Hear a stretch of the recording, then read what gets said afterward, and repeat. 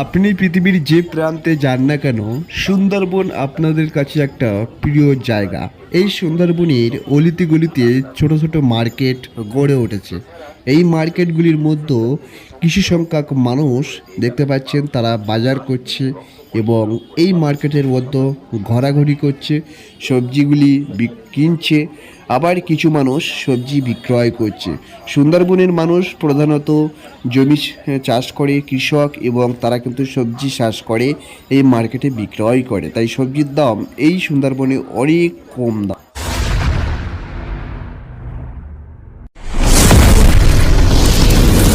তো কেমন রয়েছেন আপনারা সবাই? আশা করছি অনেক ভালো রয়েছেন, সুস্থ আছেন। তো ফাইনালি আজকে চলে এসেছি সুন্দরবন গোসাবা ব্লকের মধ্যে অবস্থিত চিমটা। তো চিমটার মার্কেটে এসেছে আজকে শনিবারে মার্কেটটা হচ্ছে। তো দেখতে পাচ্ছ, আপনাদের শেয়ার করবো ছোট্ট মার্কেট, খুব বড় মার্কেট নয়।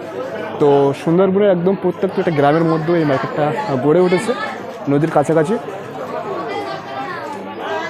সো দেখতেই পাচ্ছ, এখানে একটা পানের দোকান রয়েছে, সামনে ছোট্ট একটা মুদিখানা রয়েছে।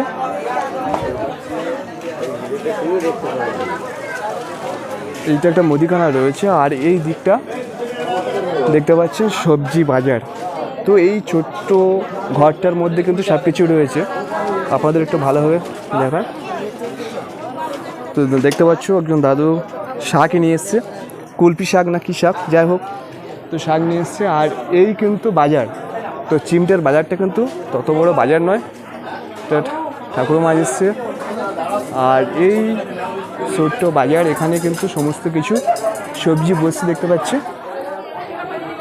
এই সাইডে একটা মুদিখানা ছোটো একটা মানে বাইরে বসছে, আর এই দোকান আশেপাশে রয়েছে।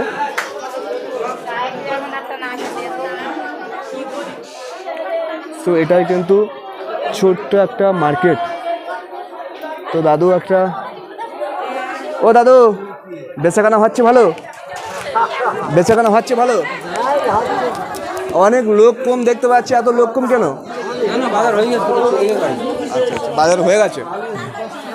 তো অলরেডি সন্ধ্যা পড়ে গেছে বলে লোক চলে গেছে, সকাল করে ভাই। আর সকাল সকাল এখানে কিন্তু বাজারটা হয়। তো কাকিমা দেখতে পাচ্ছ জাম নিয়ে এসছে, বাবারে বাপ, বর্ষাকাল পড়ার সাথে সাথে জাম এসছে, আর কলা টলা রয়েছে।